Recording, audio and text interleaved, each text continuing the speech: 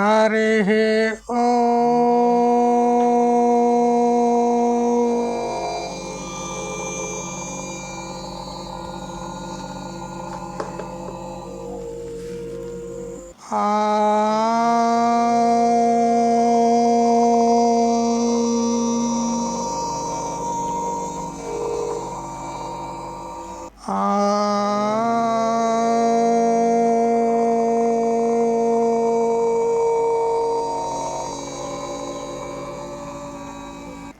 వంశీ విభూషితకరాన్నవనీరదాభాత్ పీతాంబరాదరుణబింబఫలాధరోష్ఠాత్ పూర్ణేందుసుందరముఖాదరవిందనేత్రాత్ కృష్ణాత్ పరం కిమపి తత్వమహం న జానే. వ్యాఖ్యాముద్రికయా లసత్కరతలం సద్యోగపీఠస్థితం వామే జానుతలే దధానమపరం హస్తం సువిద్యానిధిం. విప్రవ్రాతవృతం ప్రసన్నమనసం పాథోరుహాంగత్యుతిం పారాశర్యమతీవ పుణ్యచరితం వ్యాసం స్మరేత్ సిద్ధయే. శృతిస్మృతిపురాణానామాలయం కరుణాలయం నమామి భగవత్పాదం శంకరం లోకశంకరం. ఈశ్వరో గురురాత్మేతి మూర్తిభేద విభాగినే వ్యోమవద్వ్యాప్తదేహాయ దక్షిణామూర్తయే నమః. యుక్తాహార విహారాయ వివిక్తస్థలవాసినే మలయాళయతీంద్రాయ బ్రహ్మనిష్ఠాయ తే నమః. ఓం పూర్ణమదః పూర్ణమిదం పూర్ణాత్ పూర్ణముదచ్యతే పూర్ణస్య పూర్ణమాదాయ పూర్ణమేవావశిష్యతే. ఓం శాంతి శాంతి శాంతి.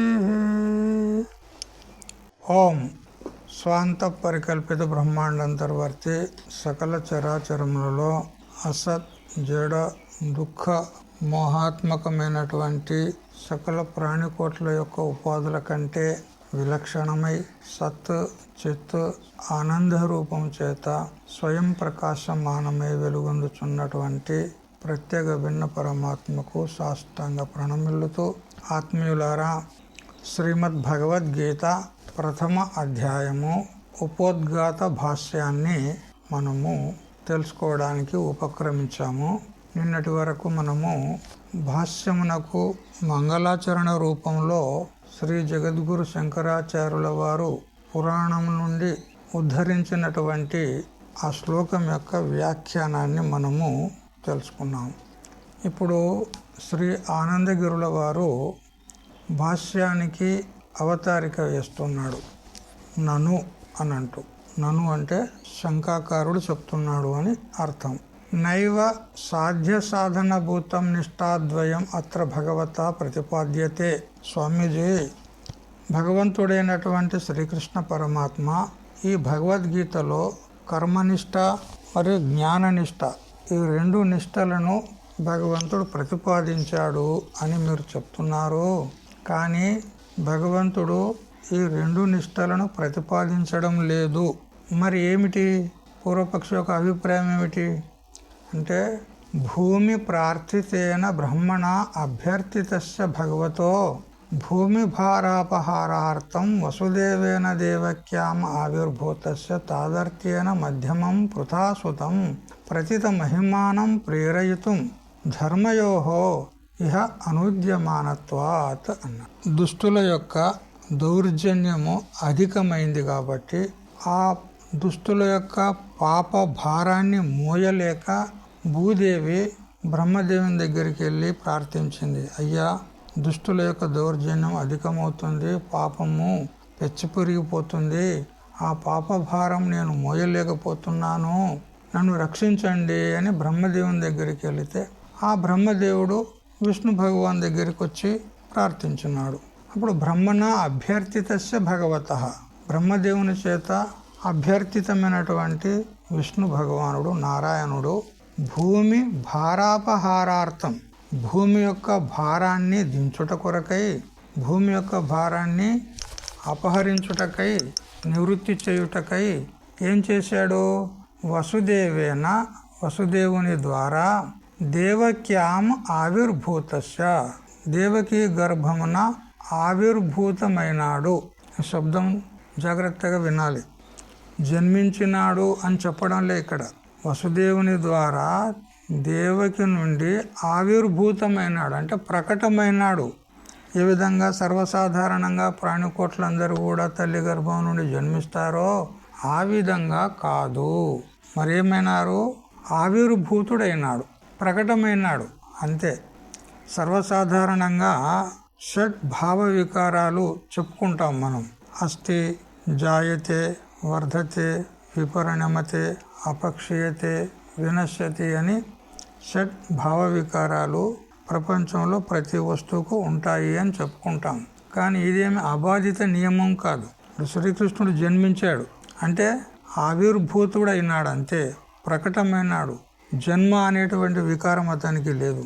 అట్లే కొంతమంది యోగులు అప్పటికప్పుడే కాయ వ్యూహ రచన చేస్తారు. వారికి ఇష్టమైనటువంటి శరీరాన్ని రచన చేసుకుంటారు. వారు పుట్టినరా? పుట్టలే. అందుకని 6 వికారాలు తప్పకుండా ఉంటాయని ఏం గ్యారంటీ లేదు.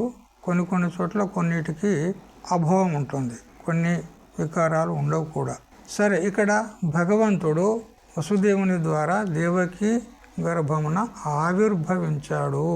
తాదర్థ్యేన, తాదర్థ్యేన అంటే భూమి భారాపహారార్థన, భూమి భారాపహారార్థం అని ఇంతకు పూర్వం ఏదైతే చెప్పాడంటే భూమి యొక్క భారాన్ని తగ్గించుట కొరకయ్యి ఒక నిమిత్తాన్ని వెతికినాడు. ఎవరు? అర్జునుడు.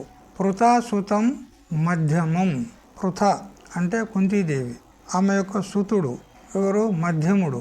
అంటే అర్జునుణ్ణి నిమిత్తీకృత్య, నిమిత్తం చేసుకొని ప్రతిత మహిమానం, చాలా గొప్పవాడు, శుద్ధాంతఃకరణం కలిగినటువంటి వాడు కాబట్టి అర్జునుణ్ణి ప్రేరయుతం, అర్జునుణ్ణి ప్రేరేపించుట కొరకై ధర్మయోహో ఇహ అనుద్యమానత్వాత్, ఈ ప్రవృత్తి ధర్మము, నివృత్తి ధర్మము లేదా జ్ఞాననిష్ట, కర్మనిష్ట అనేవి అనువాదము చేయబడినవే గాని ప్రతిపాదనం చేసే తాత్పర్యం లేదు భగవంతునికి అంటాడు. మరి ముఖ్య తాత్పర్యం ఏంది?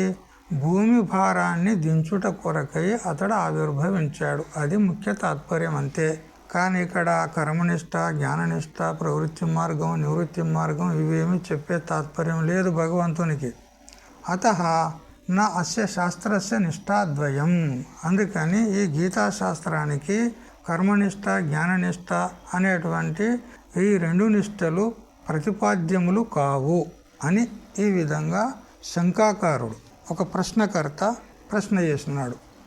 అప్పుడు సమాధానం చెప్పబడుతుంది. తత్ర అంటే ఏవం శంక ప్రాప్తే సతి, ఈ ప్రకారంగా శంక ప్రాప్తమైనప్పుడు భగవతః ధర్మ సంస్థాపన స్వాభావ్య ద్రవ్యాద్ ధర్మద్వయ స్థాపనార్థం ఏవ ప్రాదుర్భావ. చూడు నైనా, భగవంతుడు యదా యదా హి ధర్మస్య గ్లానిర్భవతి భారత అభ్యుత్థానమధర్మస్య తదాత్మానం సృజామ్యహం అని స్వయంగా భగవంతుడే తన ముఖతః చెప్పినాడు.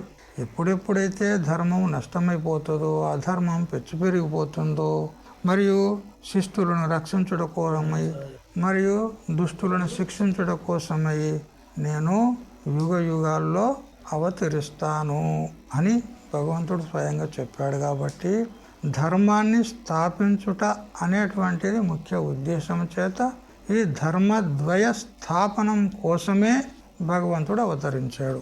ఈ గీతాశాస్త్రాన్ని ప్రవృత్తం చేశాడు. ప్రాదుర్భావ అభ్యుపగమాత్ భూమి భార పరిహారస్య చ, మరి భూమి భారాన్ని తగ్గించటాని కోసము అని మేమేమి చెప్పాము కదా, మరి దాని సంగతి ఏంది అని అంటే అది కేవలం ఆర్తికము అంటాడు. అది అర్థసిద్ధమవుతుంది. ఎప్పుడైతే ధర్మాన్ని రక్షిస్తాడో ఆటోమేటిక్గా భూమి భారాన్ని తగ్గించినట్లే అవుతుంది.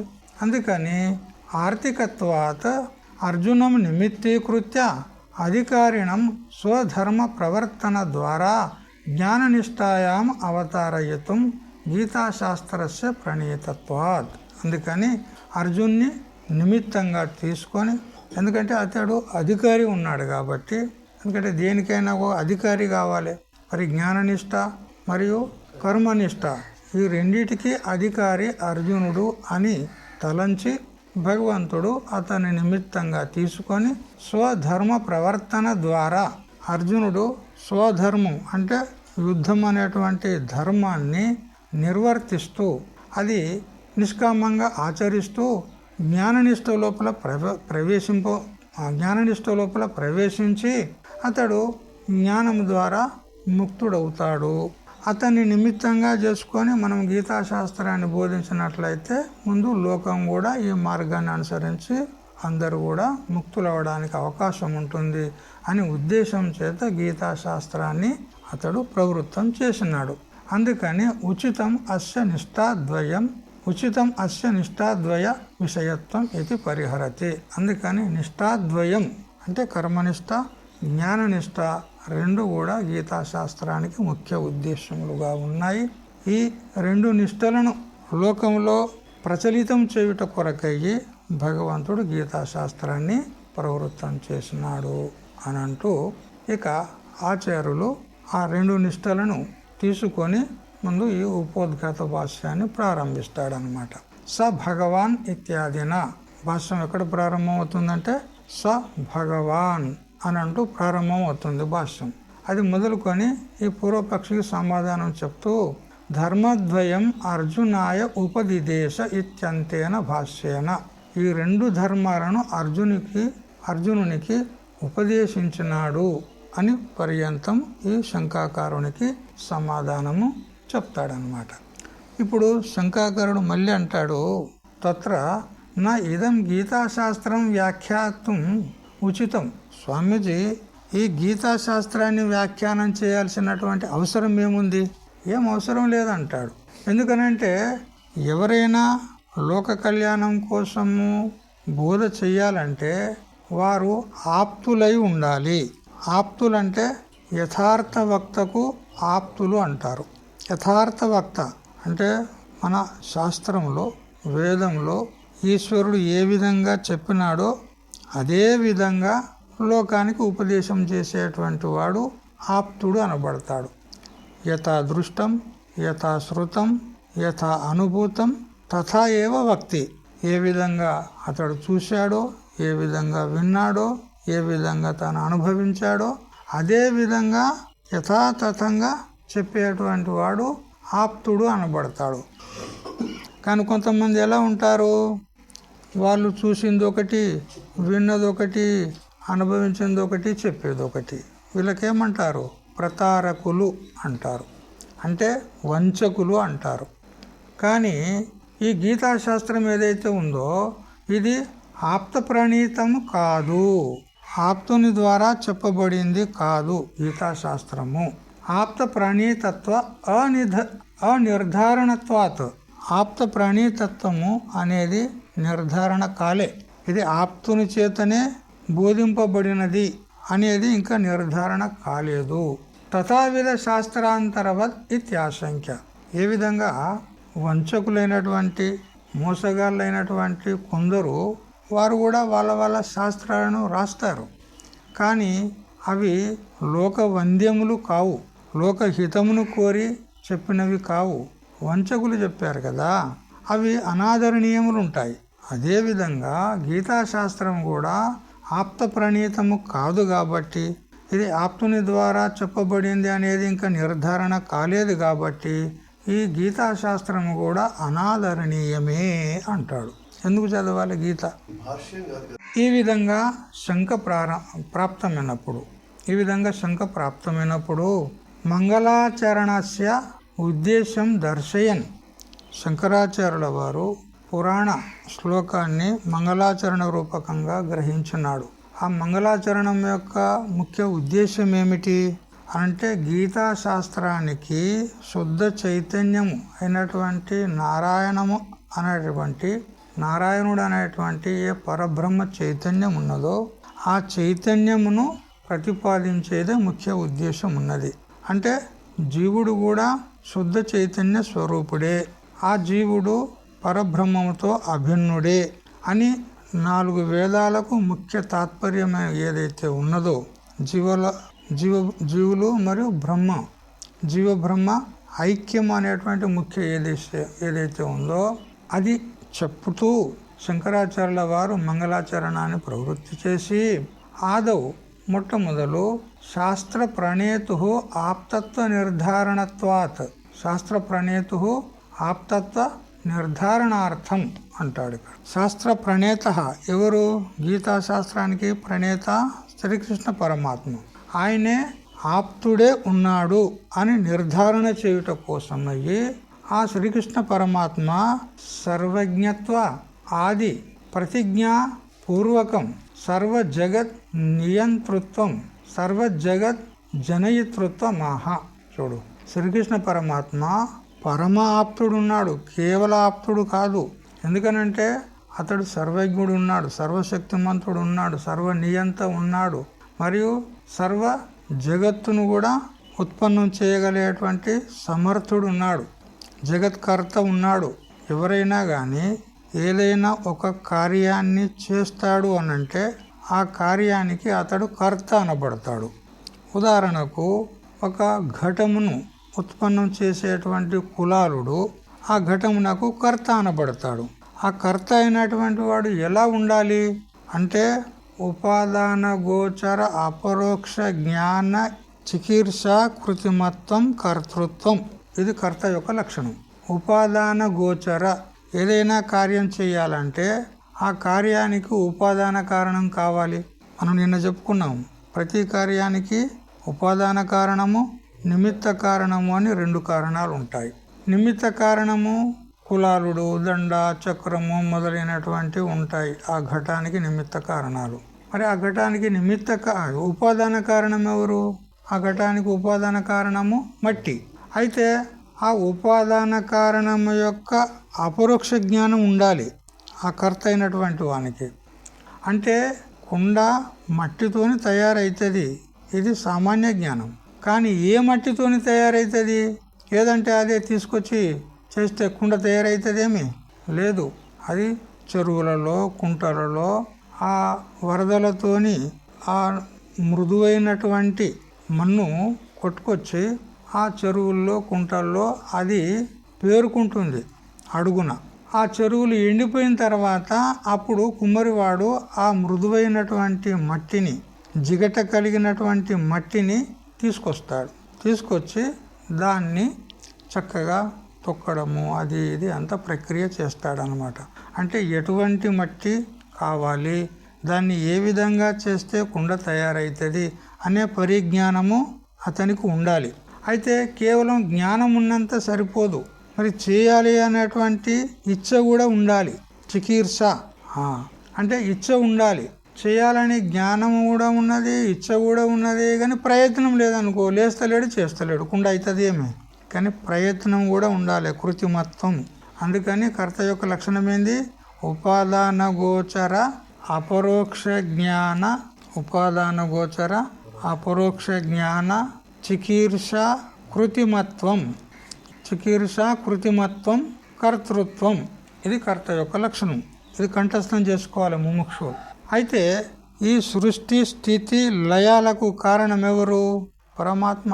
జన్మాద్యస్య యతః అని అంటూ మనకు బ్రహ్మసూత్రం చెప్తుంది. యతో వాయుమాని భూతాని జాయంతే యన జాతాని జీవంతి యత్ ప్రయంత విషమిషంతే తద్విజిజ్ఞాసస్వ తద్బ్రహ్మ అని అంటూ తైత్తిరీయ శృతి చెప్తుంది. తదైక్షత బహుశ్యాం ప్రజాయేయ అని అంటూ అన్యత్ర శృతులు చెప్తున్నాయి. కాబట్టి జగత్కర్త ఎవరు? పరమాత్మ. అందుకని మరి ఇప్పుడు సంపూర్ణ జగత్తును ఉత్పన్నం చేయాలంటే మరి ఏ విధంగా చేయాలి, ఎట్లా చేయాలి, ఎప్పుడు చేయాలి, ఇదంతా జ్ఞానం ఉండాలనా లేదా అతనికి? ఎందుకంటే జగత్కర్త ఉన్నాడు.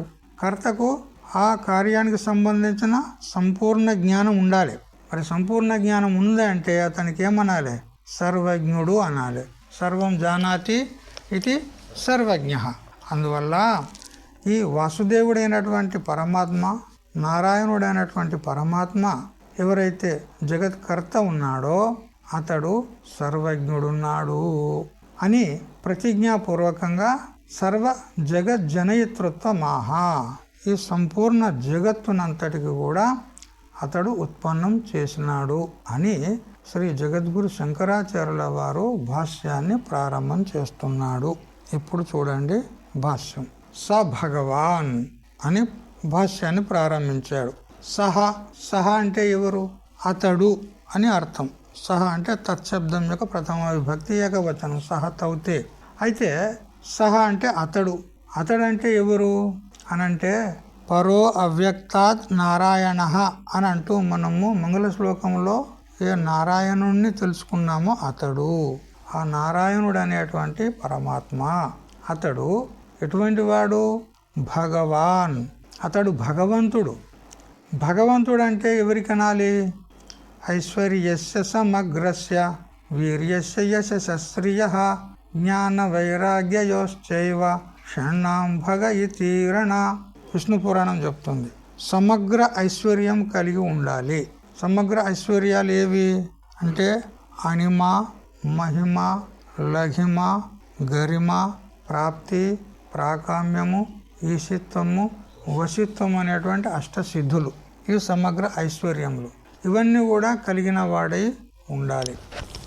మరియు సమగ్ర వీర్యం అంటే సామర్థ్యం కలిగి ఉండాలి. మరియు శ్రియ ఐశ్వర్యం, సంపత్తి కలిగి ఉండాలి. యశస్సు, కీర్తి కలిగి ఉండాలి. మరియు జ్ఞానము, వైరాగ్యం, సమగ్ర జ్ఞానము, సమగ్ర వైరాగ్యం, ఇవన్నీ కలిగినటువంటి వాడు ఉండాలి. వీటన్నిటికీ కలిపి భగము అంటారు. ఇవి కలవాడు భగవాన్.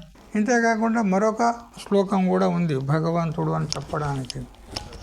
ఉత్పత్తిం ప్రళయం చైవ భూతానామాగతిం గతిం వేత్తి విద్యామ విద్యాంచ సవాచో భగవానితి. సృష్టి యొక్క ఉత్పత్తి, ప్రళయము మరియు స్థితి ఉపలక్షణంగా ఇవన్నీ కూడా తెలిసిన వాడు ఉండాలి. అవి చేసే సమర్థుడై ఉండాలి. మరి జీవుల యొక్క గతి ఏమిటి, ఆగతి ఏమిటి అంటే వారి యొక్క కర్మలను గురించి సంపూర్ణంగా తెలిసి ఉండాలి. ఏ జీవునికి ఏ యోని ఇవ్వాలి, అతనికి ఏ కర్మని ఇవ్వాలి, అతడు ఏ ఏ కర్మలు చేసి ఉన్నాడు, ఇవన్నీ కూడా తెలిసి ఉండాలి. వీడు పూర్వం ఏ జన్మలో ఉండే, ముందు తర్వాతి జన్మకు ఏ జన్మకు అధికారి ఉంటాడు, వీడు వాని కర్మను బట్టే జన్మనిస్తాడు కదా. ఇవన్నీ కూడా తెలిసి ఉండాలి. మరి విద్య అంటే ఏంది, అవిద్య అంటే ఏంది, ఇది కూడా తెలిసి ఉండాలి. విద్య అంటే సంపూర్ణ జ్ఞానం, అవిద్య అంటే కర్మ, ఉపాసన, ఇవన్నీ కూడా తెలిసి ఉండాలి. అటువంటి వానికి భగవంతుడు అంటారని విష్ణు పురాణం చెప్తుంది. స భగవాన్, ఈ అవ్యక్తం కంటే, మాయ కంటే పరమైనటువంటి వాడు, మాయ చేత సంస్పర్శ లేనటువంటి నారాయణుడు అనేటువంటి ఆ భగవంతుడు ఏం చేశాడు? సృష్ట్వా ఇదం జగత్ అన్నాడు. ఇదం జగత్ సృష్ట్వా, ఇదం జగత్ అన్నాడు.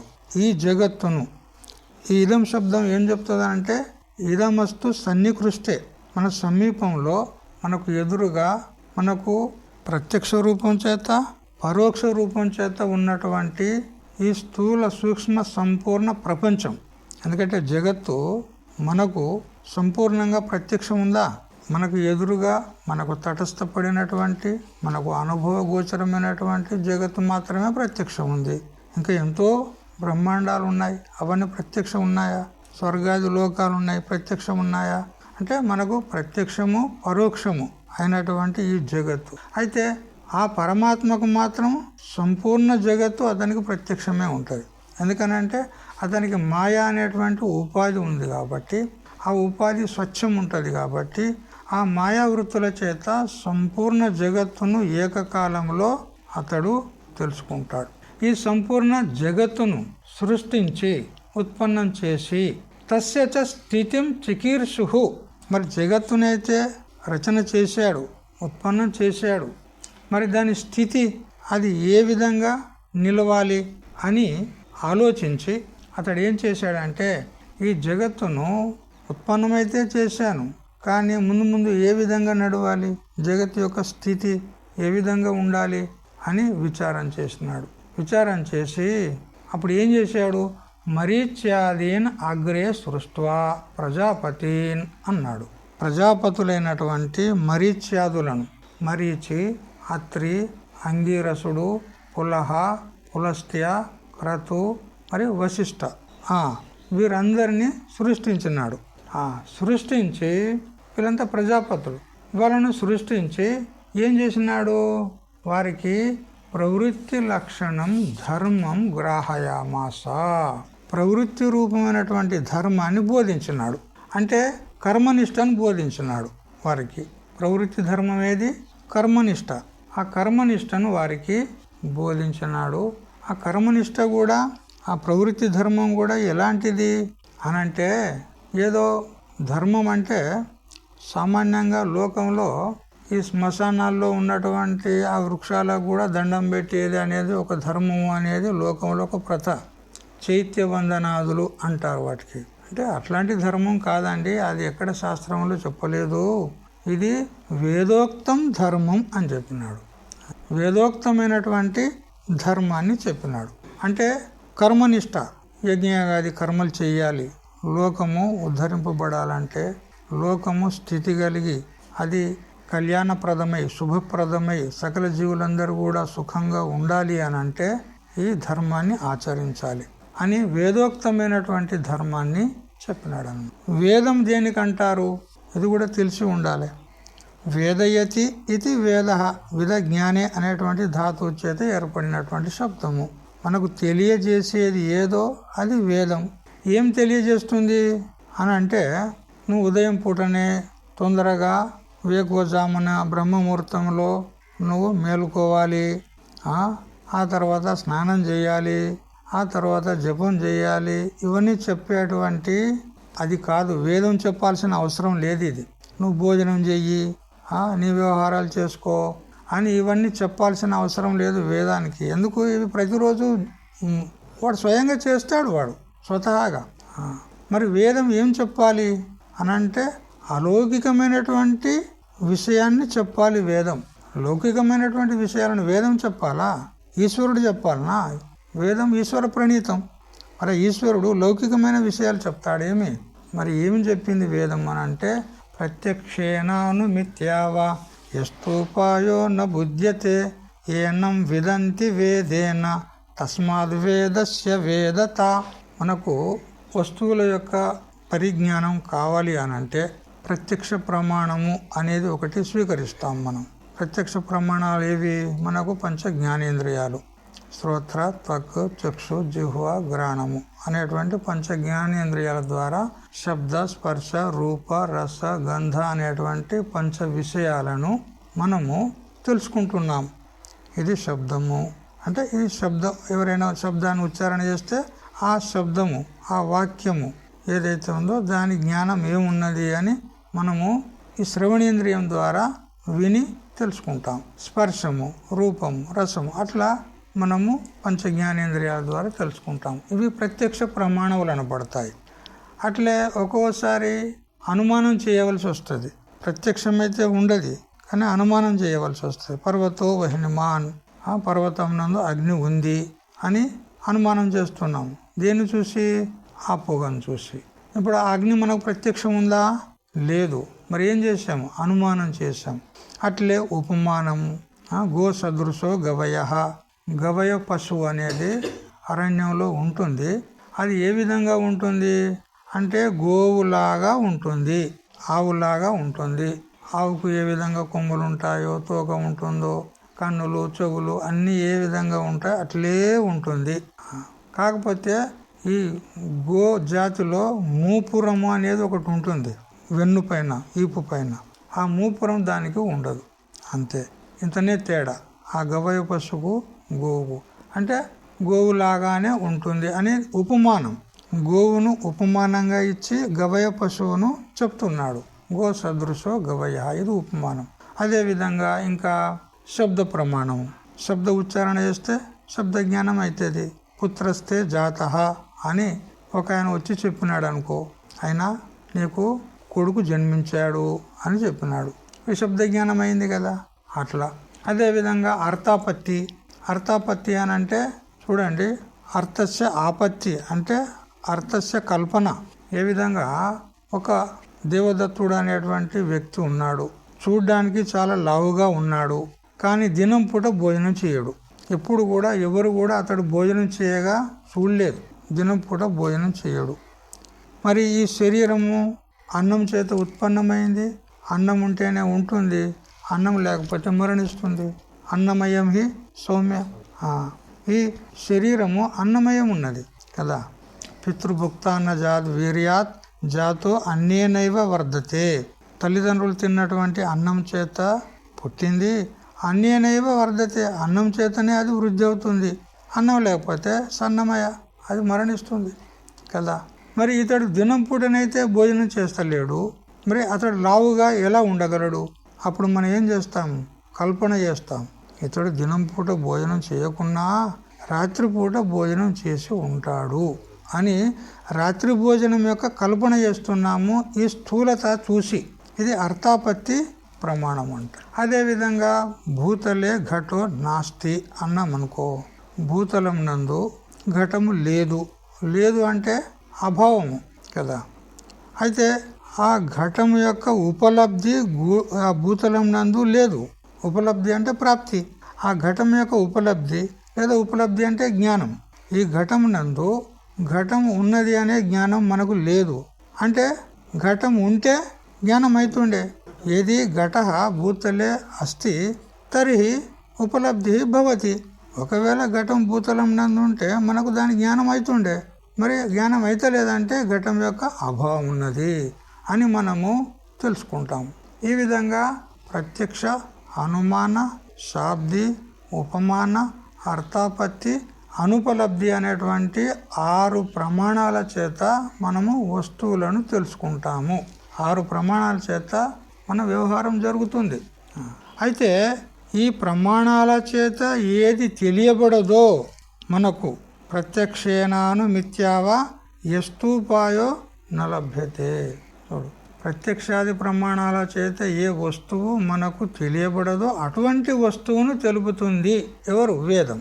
అది వేదం అంటారు. ప్రత్యక్షేనాను మిథ్యావా యస్తూపాయో నబుద్ధ్యతే.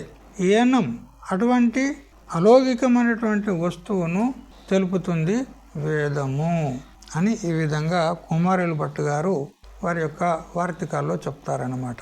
సరే, ఈ విధంగా భగవంతుడు నారాయణుడు జగత్తును సృష్టించి ఆ జగత్తు యొక్క స్థితి ఏ విధంగా జరుగుతుంది అని విచారించి ప్రజాపతులైనటువంటి మరీచ్యాదులను ఉత్పన్నం చేసి ప్రవృత్తి రూపమైనటువంటి ధర్మాన్ని, వేదోక్తమైనటువంటి ప్రవృత్తి రూపమైనటువంటి ధర్మాన్ని వారికి బోధించాడు అని ఈ వాక్యం తెలుసుకున్నాం.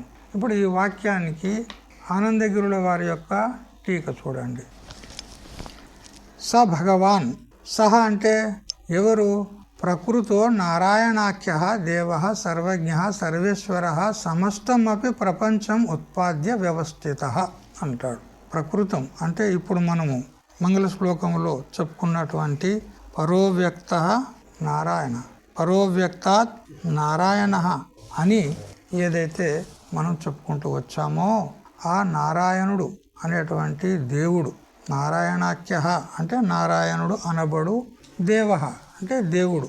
దేవుడు అంటే దేవుడే అంటే నడవది. దేవుడు అంటే ద్యు ప్రకాశనే అనేటువంటి ధాతువు ద్వారా ఏర్పడినటువంటి శబ్దం. అంటే ప్రకాశ స్వరూపులు అంటే జ్ఞాన స్వరూపులు అని అర్థం. ఇది ఎవరు? నారాయణుడు ప్రకాశ స్వరూపుడు, చిత్ స్వరూపుడు, జ్ఞానస్వరూపుడు, స్వయం ప్రకాశ స్వరూపుడు. సర్వజ్ఞ, సర్వం జానాతి ఇది సర్వజ్ఞ, సర్వమును తెలుసుకుంటాడు అతడు. మనలాగా ఏదో కొన్ని మాత్రమే మనకు తటస్థపడినటువంటి వస్తువులను, వ్యక్తులను మాత్రమే తెలుసుకోడు అతడు. అతడు సర్వమును తెలుసుకుంటాడు. మరి సర్వేశ్వర సంపూర్ణ బ్రహ్మాండాన్ని అంతటిని కూడా అతడు ఈశనం అంటే శాసనం చేస్తాడు, నియమనం చేస్తాడు. ఈష్టే అంటే సంపూర్ణ బ్రహ్మాండాన్ని శాసనం చేస్తాడు. అటువంటి సమర్థుడు. సమస్తమపి ప్రపంచం ఉత్పాద్య, సంపూర్ణ ప్రపంచాన్ని ఉత్పన్నం చేస్తాడు. ప్రపంచం అంటే పంచభూతాల యొక్క విస్తారం, దాన్ని అంతటిని కూడా ఉత్పన్నం చేస్తాడు. ఉత్పన్నం చేసి వ్యవస్థిత, దాని యొక్క వ్యవస్థ కూడా, దాని స్థితిని కూడా చేసినాడు. ఏ విధంగా అంటే మరీచ్యాదులను ఉత్పన్నం చేసి అని చెప్తున్నాడు. నచ తస్య అనాప్తత్వం ఈశ్వరానుగృహీతానాం ఆప్తత్వ ప్రసిద్ధ్యా తస్య పరమ ఆప్తత్వ సిద్ధేహే ఇత్యర్థః. అయితే మరి ప్రపంచంను రచన చేసినటువంటి భగవంతుడు ఎవరైతే ఉన్నాడో అతడే ఈ గీతాశాస్త్రాన్ని ప్రవృత్తం చేసినాడు. అతడే కదా శ్రీకృష్ణుడు అంటే ఎవరు? శ్రీమన్నారాయణుడు. మరి ఈ శ్రీకృష్ణుడైనటువంటి గీతాశాస్త్ర ప్రణేత ఎవరైతే ఉన్నారో అతని విషయంలో శంక చేసినాడు శంకాకారుడు ఇంత పూర్వం. ఆ గీతాశాస్త్ర ప్రణేత అతడు ఆప్తుడా? ఇక నిర్ధారణ కాలేదు కదా అని అంటే చెప్పినాడు భగవంతుడు. అతడు సర్వజ్ఞుడు, సర్వశక్తిమంతుడు, సర్వేశ్వరుడు, సర్వనియంత ఉన్నాడు కాబట్టి అతడు పరమ ఆప్తుడు అంటాడు. కేవలం ఆప్తుడు కాదు, పరమ ఆప్తుడు. అయితే ఎవరైతే లోకంలో ఆప్త పురుషులు అని వ్యవహరింపబడతారో వారందరూ కూడా ఆ పరమ ఆప్తుడైనటువంటి ఈశ్వరుని యొక్క అనుగ్రహము చేతనే వీరందరూ కూడా ఆప్తులనపడతారు. మరి ఎవరి అనుగ్రహం చేతనైతే లోకంలో ఆప్తులు అని వ్యవహరింపబడుతున్నారో అతడు ఎలా ఉండాలి? పరమాప్తుడు ఉంటాడు. ఇంకా కదా లోకంలో ఎవరైతే ఆప్తులు ఉంటారో వాళ్ళు ఈశ్వరుని అనుగ్రహం చేత ఆప్తులనబడుతున్నారు.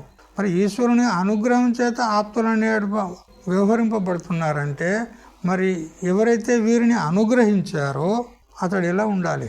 పరమ ఆప్తుడే ఉండాలి. అందుకని గీతా ప్రణేత అయినటువంటి శ్రీకృష్ణ పరమాత్మ పరమ ఆప్తుడు అని నిర్ధారణ చేసినాడు. నన్ను మళ్ళీ శంకాకారుడు అంటాడు, భగవత సృష్టమపి చాతుర్వర్ణ్యాది విశిష్టం హిరణ్యగర్భాది లక్షణం జగత్ నా వ్యవస్థితం ఆస్థాతుం శక్యతే. అయ్యా స్వామీజీ, భగవంతుని చేత సృష్టి రచింపబడింది అంటే చాతుర్వర్ణ్యాలు, బ్రాహ్మణ, క్షత్రియ, వైశ్య, శూద్ర 4 వర్ణాలు, మరియు 4 ఆశ్రమాలు, బ్రహ్మచర్య, గృహస్థ, వానప్రస్థ, సన్యాసం అనేటువంటి 4 ఆశ్రమాలు, మరి ఇంకా ఆనుషంగికమైనటువంటి అనేకమైనటువంటి కులాలు, జాతులు, మతాలు ఏవేవో ఉన్నాయి లోకంలో. ఇవన్నీ కూడా సృష్టించినాడు. మరి సృష్టించిన తర్వాత ఈ జగత్తు యొక్క స్థితిని ఎలా చేసినాడు అతడు? జగత్తు ఉండాలి అంటే జగత్తు స్థితి అంటే ఒక మర్యాదలో నియమబద్ధంగా జగత్తు నడవాలి అని అంటే ఎలా నడుస్తుంది అని ఈ విధంగా శంక చేసినాడు. నా వ్యవస్థితం ఆస్థాతుం శక్యతే. జగత్తునైతే సృష్టించిండు, కానీ జగత్తులోని ప్రాణులు వాళ్ళు ఇచ్చ వచ్చినట్టు ప్రవర్తిస్తే, నియమరహితంగా ప్రవర్తిస్తే జగత్తు యొక్క స్థితి ఏమవుతుంది? అస్తవ్యస్తమైపోతుంది. అందువల్ల జగత్ స్థితి అనేది సంభవించదు అని శంక చేస్తే అప్పుడు వ్యవస్థాపక అభావాత్ హేతువు చెప్పినాడు శంకాకారుడు. దీనికి ఒక వ్యవస్థాపకుడు అనేవాడు ఉండాలి కదా, ఒక నియామకుడు అనేవాడు ఉండాలి కదా. మరి నియామకుడు అనేవాడు లేకపోతే జగత్తు యొక్క స్థితి ఎలా ఉంటుంది? విచ్చలవిడిగా అయిపోతారు జనమంతా, ప్రాణులందరూ అని ఈ విధంగా శంక చేస్తూ ఇంకేమంటాడంటే, నచ పరస్యేవ ఈశ్వరస్య వ్యవస్థాపకత్వం. ఆ పరమాత్మనే స్వయంగా జగత్తును రచన చేసి ఆయనే వ్యవస్థ చేస్తాడు అని ఈ విధంగా అనకండి. ఆయనే వ్యవస్థ చేస్తాడు అని అంటే పెద్ద దోషం వచ్చి పడుతుంది ఆయన మీద అంటాడు. ఆ పరమాత్మనే వ్యవస్థాపకుడు ఉన్నాడయ్యా, మరెందుకు ఇంకొకడు వ్యవస్థాపకుడు అని అంటావేమో, కుదరదు అంటాడు. ఎందుకనంటే పెద్ద దోషం వస్తుంది అంటాడు. ఏమిటా దోషము అంటే వైషమ్యాది ప్రసంగాత్ అన్నాడు. వైషమ్య దోషం వస్తుంది, వైషమ్య నైర్గుణ్య దోషం వస్తుంది అంటాడు. ఈ విషయంలో బ్రహ్మసూత్రంలో కూడా విచారణ జరిగింది. వైషమ్య నైర్గృణ్యే నా సాపేక్షత్వాత్ తథాహి దర్శయతి అనంటూ బ్రహ్మసూత్రం 2:1:34 అక్కడ ఈ విచారణ జరిగింది. ఈ జగత్తును వ్యవస్థాపన చేయుట కోసము పరమాత్మనే ఒకవేళ ఆ బాధ్యతను కనుక తీసుకున్నట్లయితే పరమాత్మకు ఈ వైషమ్య నైర్గృణ్య దోషాలు వస్తాయి అంటాడు. అంటే ఏమిటి స్వామీజీ అంటే వైషమ్యం అంటే విషమత, భేదభావం. ఇప్పుడు లోకంలో కొందరు సుఖపడుతున్నారు, కొందరు దుఃఖపడుతున్నారు. మరి సృష్టించింది ఎవరు? ఆ పరమాత్మనే. మరి పరమాత్మ అందరిని సృష్టించినప్పుడు అందరికీ అతడు పరమపిత, తండ్రి. మరి తండ్రికి ఎవరి పట్లనైనా భేదభావం ఉంటుందా? వైషమ్యం ఉంటుందా? మరి ఉంటుందని అంటే భేదభావం ఉన్నట్టే కదా, ఈ దోషం వచ్చినట్టే కదా, విషమత. ఒకరినేమో సుఖంగా ఉంచుతాడు, ఒకరినేమో దుఃఖంగా ఉంచుతాడు. మరి విషమత వచ్చిందా లేదా? దోషమా కాదా? ఇది భగవంతునికి దోషం పడుతుంది. ఇంతేకాదు నైర్గృణ్యం అంటే నిర్దయత అనేటువంటి దోషం వస్తుంది. ఒక్కొక్కడు ఎంతో కష్టపడుతూ ఉంటాడు, దుఃఖాలు పొందుతూ ఉంటాడు. మరి వాడు ఆ దుఃఖాన్ని పొందుతూ ఉంటే ఏ తండ్రి అయినా చూస్తూ ఉంటాడా? మరి వాడు దుఃఖాన్ని పొందుతూ ఉన్నాడు, ఈయన ఏం చేస్తలేడు, వాడు దుఃఖాలు అనుభవిస్తూనే ఉన్నాడు. మరి చూసుకుంటూ ఉంటే దానికి ఏమంటారు? నిర్దయత అంటారు. ఇట్లాంటి దోషాలు వస్తాయి. మరి మీకు ఇష్టమేనా చెప్పు? భగవంతుడే ఈ జగత్తును నియమనం చేస్తాడు, స్థితికి హేతు తానే ఉంటాడు, వ్యవస్థాపన తానే చేస్తాడంటే ఇట్లాంటి దోషాలు వస్తాయి. మరి మీకు ఇష్టమేనా అని అంటే, లేదు బాబా, పరమాత్మ వ్యవస్థాపకుడు కాదు. మరి ఏం చేసినాడు? ఈ జగత్తు యొక్క వ్యవస్థాపన కోసము కొందరిని నియమించినాడు కదా. రాష్ట్రపతి ఉంటాడు, ఆయనే సంపూర్ణ భారతదేశాన్ని అంతా పరిపాలన చేయడు. ఏం చేస్తాడు? ఆయా ప్రాంతాలకు విభాగాలు చేసి వాళ్లకు కొంతమంది నియామకులను పెడతాడు. నాయనా మీరు చూసుకోండి అని. అట్లా ఇక్కడ భగవంతుడు కూడా ఏం చేశాడు అంటే ఈ జగత్ యొక్క స్థితి కోసము తస్యచ స్థితిం చికీర్షు మరీచ్యాదీన్ అగ్రే సృష్ట్వా ప్రజాపతీన్ అన్నాడు. ప్రజాపతులైనటువంటి మరీచ్యాదులను సృష్టించి వారికి ప్రవృత్తి ధర్మాన్ని బోధించి వారిని ఈ జగత్తును నియమించండి, మీరు వ్యవస్థాపన చేయండి, మీరు పరిపాలించండి అని ఈ విధంగా ఈ మరీచ్యాదులను నియమించున్నాడు. తర్వాత మరి ఇంకొక వాక్యం చదవండి భాష్యంలో. తతః అన్యాంశ్చ సనక సనందనాదీన్ ఉత్పాద్య నివృత్తి లక్షణం ధర్మం జ్ఞాన వైరాగ్య లక్షణం గ్రాహయామాస. తతః అటు పిమ్మట అంటాడు. అయితే ఈ ప్రజాపతులైనటువంటి వారిని నిర్మాణం చేసి ఉత్పన్నం చేసి ప్రవృత్తి రూపమైనటువంటి ధర్మాన్ని వారికి బోధించినాడు. దాని ప్రకారంగా మీరు ఈ జగత్తును పరిపాలన చేయండి అని చెప్పినాడు. కానీ వారికి కూడా ఒక ఆచార్యుడు అంటూ ఉండాలి కదా.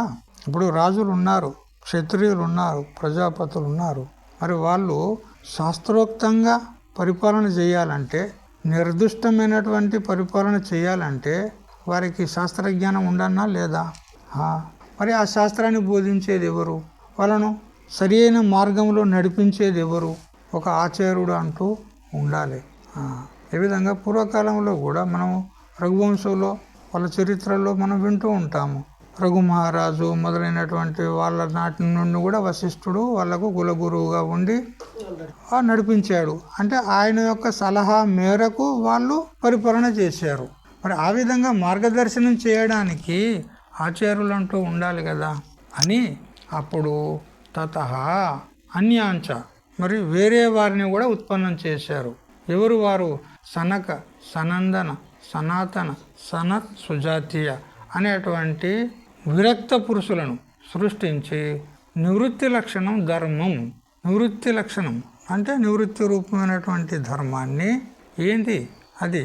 జ్ఞాన వైరాగ్య లక్షణం, జ్ఞానము మరియు వైరాగ్యము అనేటువంటి ఏ ధర్మం ఉన్నదో, నివృత్తి రూప ధర్మం ఉన్నదో, జ్ఞాననిష్ట ధర్మం ఉన్నదో దాన్ని గ్రాహయామాస, దాన్ని వారికి బోధించాడు. ఈ సనక సనందనాదులను సృష్టించి వారికి నివృత్తి మార్గాన్ని బోధించి, అయ్యా మీరు లోకానికి ఈ నివృత్తి మార్గాన్ని బోధించండి అన్నాడు. ఎందుకంటే జీవుడు ప్రవృత్తి మార్గాన్ని అవలంబించినప్పటికీ కొంతకాలానికి నివృత్తిలోనే ప్రవేశించవలసి ఉంటుంది. ఎందుకంటే నివృత్తి మార్గం జ్ఞాన మార్గం. ఆ జ్ఞాన మార్గాన్ని అవలంబిస్తేనే జ్ఞానాన్ని సంపాదించి అతడు ముక్తుడు కాగలుగుతాడు. ప్రవృత్తి మార్గం అది పునర్జన్మకు హేతువు ఉంటుంది. మరి ఇతడు ముక్తిని పొందాలంటే జ్ఞాన మార్గాన్ని తప్పకుండా ఆశ్రయించాలి. మరి ఆ జ్ఞాన మార్గాన్ని బోధించేవారు కూడా ఉండాలి కదా. అందుకని సనక సనందనాథులను ఉత్పన్నం చేసి వారికి నివృత్తి రూపమైనటువంటి జ్ఞాన వైరాగ్య రూపమైనటువంటి ధర్మాన్ని గ్రహయామాస అంటే బోధించినాడు అని ఈ విధంగా సృష్టి యొక్క ఉత్పత్తి ఈ విధంగా చేసినాడు భగవంతుడు అని మనం చెప్పుకున్నాం. జగత్తు యొక్క స్థితి కొరకు పూర్వోక్తమైనటువంటి వేద విహిత 2 విధాల ధర్మాలు ఏవైతే ఉన్నాయో జ్ఞాననిష్ట మరియు కర్మనిష్ట, ఇవి పర్యాప్తములు ఉన్నాయి. వీటికే ప్రవృత్తి మార్గము నివృత్తి మార్గము అని చెప్పుకుంటాం. ప్రవృత్తి ధర్మము నివృత్తి ధర్మము అని చెప్పుకుంటాం. ఈ ప్రవృత్తి రూప ధర్మం ఏదైతే ఉందో ఇది అభ్యుదయానికి సాక్షాత్ హేతు ఉంది. ప్రవృత్తి రూప ధర్మం ఏదైతే ఉందో ఇది అభ్యుదయానికి సాక్షాత్ హేతు ఉంది. అభ్యుదయం అంటే దేనికంటారు అంటే విషయాభిముఖ్యేన ఉదేతి ఇది అభ్యుదయో విషయాధీనం సుఖం స్వర్గాధికం. అభ్యుదయం దేనికంటారు అంటే విషయాభిముఖ్యేన ఉదేతి, విషయాలకు మనం అభిముఖమయ్యి విషయాలను అనుభవించినప్పుడు కలిగేటువంటి ఏదైతే విషయాధీనమైనటువంటి సుఖం ఉన్నదో దానికి అభ్యుదయం అంటారు. ఏ విధంగా అంటే స్వర్గాధివత్. స్వర్గాది సుఖాలు ఏ విధంగా వైశిక సుఖాలు ఉన్నాయో అట్లే లౌకిక సుఖాలను కూడా మనం తీసుకోవాలి. అయితే ఈ వైశిక సుఖాలు ఏవైతే ఉన్నాయో ఇవి అభ్యుదయము అనబడుతుంది. ఇక నిశ్రేయసం దేనికంటారు అంటే నిత్యం నిరపేక్షం శ్రేయో నిశ్రేయసం అంటే మోక్ష. నిరపేక్షికమైనటువంటి శ్రేయస్సు నిశ్రేయస్సు. శ్రేయస్సు అంటే కళ్యాణము లేదా శాంతి. శ్రేయస్సు అంటే కళ్యాణము, నిశ్రేయస్సు అంటే నితరాం నిత్యం అయినటువంటి శ్రేయస్సు. ఏమిటి అంటే పరమశాంతి రూపమైనటువంటి మోక్షమే. ఆ మోక్షానికే నిశ్రేయస్సు అంటారు. అయితే ఇప్పుడు ఈ ప్రవృత్తి లక్షణమైనటువంటి ధర్మం ఏదైతే ఉందో ఇది అభ్యుదయానికి హేతు ఉంది. అంటే లౌకికమైనటువంటి భోగాలను పొందడానికి సాధనం ఉంది. ఇప్పుడు ఈ లోక సంబంధమైనటువంటి భోగభాగ్యాలు కావాలంటే అటువంటి వారికి శాస్త్రంలో ఆయా భోగాలను పొందడానికి సాధన రూపమైనటువంటి యజ్ఞయాగాది కర్మలు విధానం చేయబడింది. పుత్రకామేష్టి యజ్ఞము, కారీర యజ్ఞము మొదలైనటువంటి. పరలోక సంబంధమైన భోగాలు పొందడానికి దర్శపూర్ణమాస యాగము, సోమయాగము ఇత్యాది చెప్పబడ్డాయి. ఇవి ఏమున్నాయి? ఈ ప్రవృత్తి మార్గం కర్మనిష్ట ఏదైతే ఉందో ఇది పరలోక సంబంధమైనటువంటి సుఖోపభోగాలను పొందడానికి సాధనాలు ఉన్నాయి. అంతే, వాటికి సాక్షాత్ సాధనాలు ఉన్నాయి.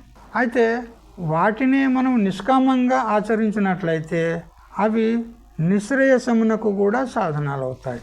అంతఃకరణ శుద్ధి ద్వారా, చిత్త ఏకాగ్రత ద్వారా నిశ్రేయసనకు కూడా సాధన. అంటే నిశ్రేయసము అంటే మోక్షానికి ఈ ప్రవృత్తి ధర్మం ఏదైతే ఉందో ఇది పరంపరా సాధన ఉంది, మరియు అభ్యుదయమునకు సాక్షాత్ సాధనం ఉంది.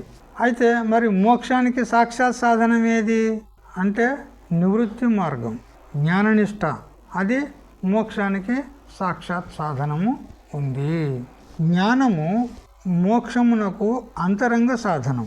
జ్ఞాననిష్ట ద్వారా ప్రాప్తమైనటువంటి ఏ జ్ఞానం ఉన్నదో అది మోక్షానికి అంతరంగ సాధనం అంటే సాక్షాత్ సాధనం, దగ్గరి సాధన.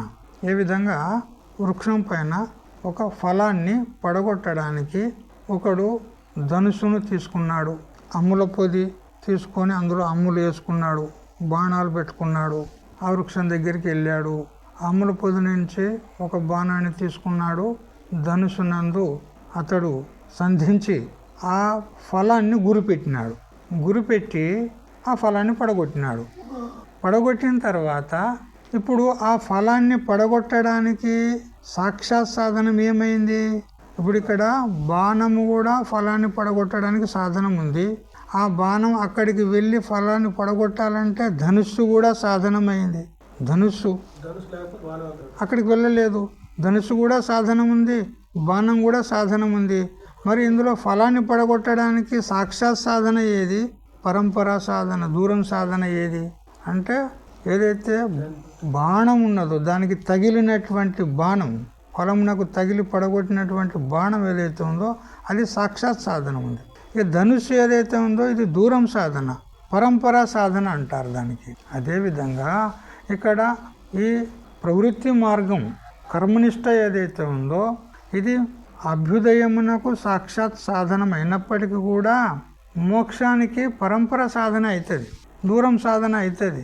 ఎందుకంటే కర్మనిష్ట ద్వారానే జ్ఞాననిష్టలో ప్రవేశించగలుగుతాడు. ఎందుకంటే కర్మనిష్టను ఆచరించి అతడు యజ్ఞయాగాది కర్మలు నిష్కామంగా చేస్తే అంతఃకరణం శుద్ధిపడి శుద్ధాంతఃకరణములో వివేకము, వైరాగ్యము, షట్సంపత్తి, ముముక్షుత్వం అనేటువంటి సాధనలు పట్టుబడి అతనికి వివేకం ఉదయించి జిజ్ఞాస కలిగి అతడు ఆ మోక్షాన్ని పొందడానికి, మోక్షానికి సాధనమైనటువంటి జ్ఞానాన్ని ఆర్జించడానికి అతడు గురువులను ఆశ్రయించి గురు సాన్నిధ్యంలో ఆ జ్ఞానాన్ని పొంది ముక్తుడవుతాడు. ఆ మోక్షానికి ఈ ప్రవృత్తి మార్గం కూడా సాధనమైందా లేదా? మరి ఏం సాధన అంటే పరంపరా సాధన లేదా దూరం సాధన. మరి సాక్షాత్ సాధన ఏది మోక్షానికి? జ్ఞానం, జ్ఞాననిష్ట, నివృత్తి మార్గం. అయితే ఈ జ్ఞానం ఏదైతే సాక్షాత్ సాధనం ఉన్నది మోక్షానికి అని చెప్పుకున్నామో ఆ జ్ఞానం కలుగుటకు పూర్వము వివేకాది సాధనలు కూడా కావాలి, అధికారి కావాలి. వివేకము, వైరాగ్యము, షట్ సంపత్తి, ముముక్షుత్వం. అయితే ఈ షట్ సంపత్తి అంటే శమధమాదులు ఏవైతే ఉన్నాయో, శమము, దమము, ఉపరతి, తితిక్ష, శ్రద్ధ, సమాధానం అనేటివి అయితే ఉన్నాయో ఇవి మోక్షానికి సాధనాలు ఉన్నాయి. ఎందుకంటే శమధమాదులు లేకపోతే మనోనిగ్రహము, ఇంద్రియ నిగ్రహము మొదలైనటువంటి లేకపోతే జ్ఞానం కలగది. అందువల్ల శమధమాదులు కూడా జ్ఞానము ద్వారా మోక్షానికి సాధనాలు ఉన్నాయి. అయితే బహిరంగ సాధన అని చెప్పవచ్చు. అయితే శమధమాది సాధనాలు మరియు మోక్షము ఈ రెండిటికి మధ్య జ్ఞానం కంటే భిన్నంగా ఇంకా వ్యవధానం ఏమీ లేదు. అందువల్ల ఈ జ్ఞాన వైరాగ్యాల చేత ఉపలక్షితమైనటువంటి శమధమాదులు కూడా ఏవైతే ఉన్నాయో అవి కూడా మోక్షానికి సాక్షాత్ సాధనములే అని ఈ విధంగా స్వీకరించబడ్డాయి కదా. ఈ విధంగా ప్రవృత్తి మార్గాన్ని మరియు నివృత్తి మార్గాన్ని రెండింటిని లోకానికి బోధించుట కోసము, ప్రవృత్తి మార్గాన్ని ప్రచారం చేయుట కోసము మరీచ్యాదులను ఉత్పన్నం చేశాడు. మరి నివృత్తి మార్గాన్ని ప్రచారం చేయుట కోసము సనక సనందనాదులను ఉత్పన్నం చేసినాడు. ఈ విధంగా రెండు మార్గాలను బోధించినాడు భగవంతుడు. ఆ తర్వాత ఇక ఉత్తర భాష్యం ఏదైతే ఉందో అది తర్వాత తెలుసుకుందాం. హరి ఓం తచ్చత్. ఓం సహనావతు సహనౌ భునక్తు సహ వీర్యం కరవావహై తేజస్వినావధీతమస్తు మా విద్విషావహై. ఓం శాంతి శాంతి శాంతి.